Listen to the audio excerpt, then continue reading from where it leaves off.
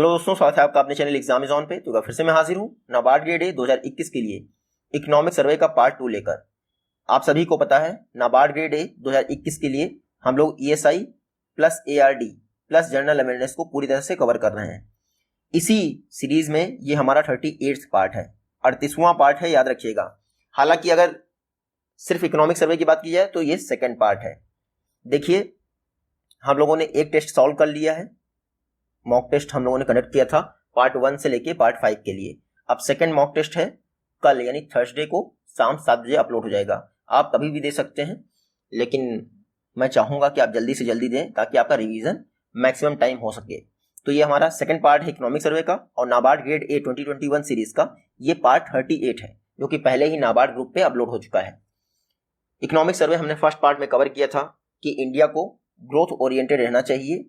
अभी इंडिया के लिए टाइम नहीं है कि वो इनइक्वलिटी को, यानी इनकम इनइक्वलिटी को घटाने पे फोकस करे, क्योंकि इंडिया का मेन टारगेट होना चाहिए पॉवर्टी एलिवेशन का। ये हम लोगों ने इकोनॉमिक सर्वे पार्ट 1 में हम लोगों ने कवर किया था। और R&D एक्सपेंडिचर जो बढ़ाने के लिए कहा गया था वो भी हम लोगों ने पार्ट 1 में कवर किया था। अब करते हैं बात पार्ट 2 की। पार्ट 2 में हम लोग क्या करेंगे, कुछ कंट्रीज का एनालिसिस दिया गया है इंडिया के सापेक्ष, इंडिया को क्या करना चाहिए और उन कंट्रीज में क्या हुआ, ये सब डिस्कस किया गया है इस पार्ट में। देखिए, इकोनॉमिक सर्वे का कहना है कि जो एडवांस इकोनॉमीज के लिए प्रिस्क्रिप्शन यूज हो रहा है वो इंडिया के लिए ठीक नहीं होगा। यानी कि अगर आप शुगर की दवा ले रहे हैं, मतलब शुगर की बीमारी है आपको, तो इसका मतलब ये नहीं कि हार्ट डिजीज के लिए आप हार्ट अटैक की दवा खाएं। तो सपोज करिए एडवांस इकोनॉमीज इनकम इनइक्वलिटी का शोर मचा रही हैं। इकोनॉमिक सर्वे का कहना है कि आप इनकम इनइक्वलिटी पे फोकस मत कीजिए, आप जीडीपी ग्रोथ पे फोकस कीजिए। जीडीपी ग्रोथ जो है जैसे जैसे इंडिया मतलब कि बढ़ेगी वैसे वैसे पॉवर्टी एलिवेशन होगा, और बाद में इनइक्वलिटी पे हम लोग फोकस कर लेंगे। ठीक है, ये हम लोगों ने पहले पार्ट में डिस्कस किया है। इकोनॉमिक सर्वे ने चाइना का एग्जाम्पल दिया। इकोनॉमिक सर्वे ने कहा कि 1980 से लेके 2015 के बीच में जो ग्रामीण चाइना है वहां पर पॉवर्टी रेट 94% कम हुआ है। कितना? 94%। ये बेहतरीन एग्जाम्पल है किसी भी कंट्री का। नो डाउट चाइना के साथ हमारे रिलेशन कैसे भी हों, लेकिन पॉवर्टी एलिवेशन के मामले में चाइना को कोई नहीं पकड़ सकता है। वो भी तब जब चाइना की official poverty line world bank की पॉवर्टी लाइन से 21% अधिक है। यानी वर्ल्ड बैंक की पॉवर्टी लाइन कितनी है? $1.9 पर डे की, और चाइना की जो ऑफिशियल पॉवर्टी लाइन है वो कितनी है? 21%, इससे अधिक है। तब भी चाइना ने जो है पॉवर्टी एलिवेशन किया है कितना? 94%। हालांकि इसी के साथ इकोनॉमिक सर्वे ने यह भी बताया है कि जो चाइना में गिनी कोएफिशिएंट है, गिनी कोएफिशिएंट क्या बताता है? इनकम डिस्ट्रीब्यूशन को बताता है, यानी किसके पास कितनी इनकम है, कितने अमीर हैं कितने गरीब हैं, ये सब आपको पता चल जाएगा गिनी कोएफिशिएंट से। जो गिनी कोएफिशिएंट है ये लॉरेंस कर्व का पार्ट होता है। देखिए, इकोनॉमिक सर्वे ने यह भी बताया है कि भले ही चाइना ने 94% पॉवर्टी रिडक्शन किया हो, लेकिन इकोनॉमी मतलब कि इसी दौरान गिनी कोएफिशिएंट जो है 62% बढ़ गया चाइना में।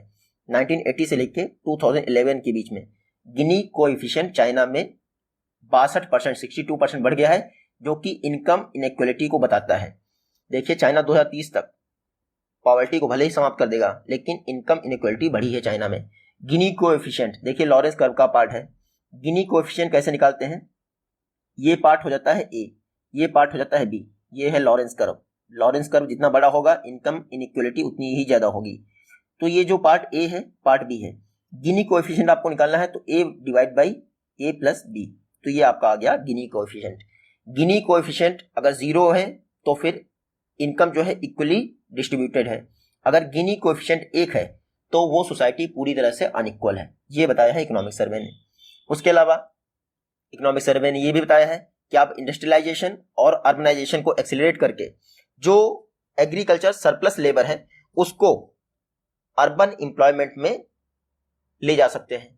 चाइना ने ऐसा ही किया है। चाइना ने अपने एग्रीकल्चर सरप्लस लेबर को अर्बन एम्प्लॉयमेंट में मतलब यूज किया है। इसीलिए चाइना का जो इंडस्ट्रियल ग्रोथ रेट है, यानी कि उसकी जीडीपी का लगभग 50% पार्ट इंडस्ट्री से आता है, और हमारे यहाँ कितना आता है?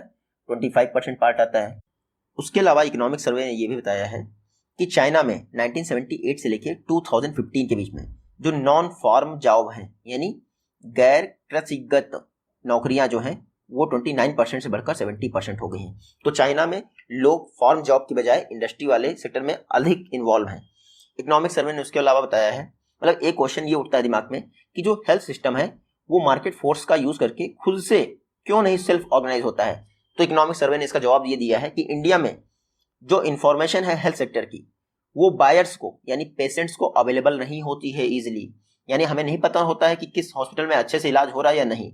सपोज करिए हमें कोई कार परचेज करनी है, तो हमें उस कार की सारी इंफॉर्मेशन यूट्यूब पे इजीली एक्सेस है, या फिर किसी से आप ले सकते हैं जानकारी जिसने वो कार खरीदी हो।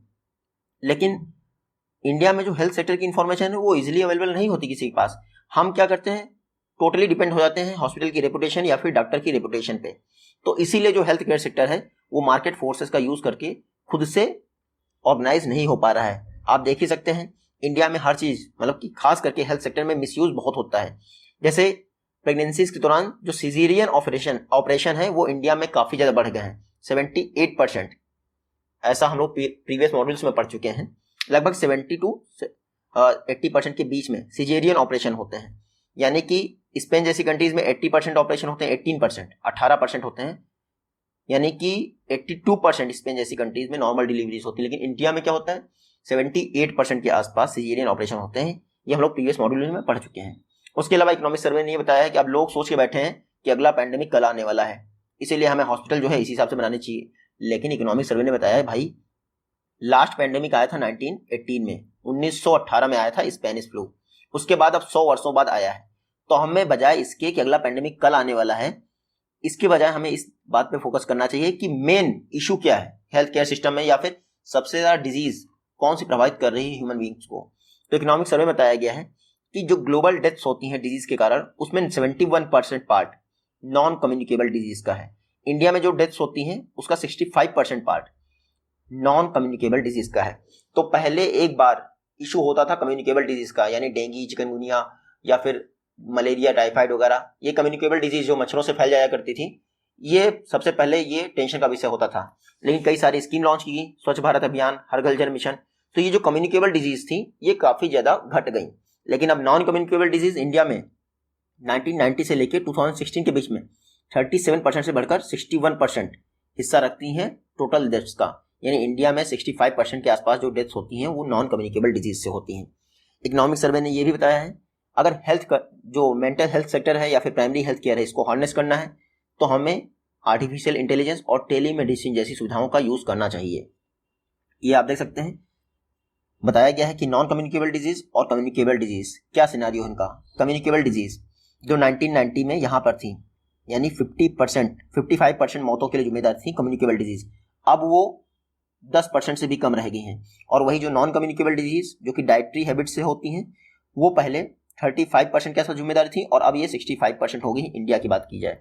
उसके अलावा इकोनॉमिक सर्वे ने ये भी बताया है इंडिया और ज्यादा इंप्रूवमेंट कर सकता है। हालांकि इंडिया ने इंप्रूवमेंट किया है, लेकिन और ज्यादा इंप्रूवमेंट कर सकता है अदर कंट्री के सापेक्ष। जैसे IMR की बात करें और MR की बात करें, इन्फेंट मोर्टेलिटी रेट पर 1000 पे काउंट की जाती है और मैटरनल मोर्टेलिटी रेट पर 1 लाख पे जो काउंट की जाती है।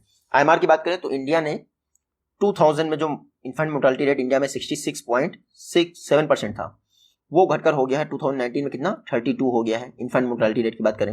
लेकिन कंबोडिया जैसी कंट्रीज ने इंडिया से अच्छी ग्रोथ दिखाई है, ये बताया इकोनॉमिक सर्वे ने। वही मैटरनल मोर्टेलिटी रेट की बात करें तो इंडिया का सन 2000 में 374 था, यानी कि 1 लाख प्रसव के बाद 374 महिलाओं की मौत हो जाती थी, वो घटकर हो गया है 145। लेकिन ये ठीक नहीं है, क्योंकि इंडिया के पास रिसोर्सेज बहुत ज्यादा हैं। इंडिया चाहे तो और ज्यादा बेहतर इंप्रूवमेंट कर सकता है। कंप्लीट वीडियो देखने के लिए आप हमारे नाबार्ड ग्रेड ए 2021 कोर्स में इनरोल कर सकते हैं। ये 3 मीडियम है जिसके द्वारा आप इस कोर्स में इनरोल कर सकते हैं। आप चाहें तो रजिस्ट्रेशन कर सकते हैं, उसके अलावा आप मेल भेज सकते हैं या फिर आप कॉल कर सकते हैं। जल्दी मिलते हैं आप सभी नेक्स्ट वीडियो में। तब तक टेक केयर, गुड बाय।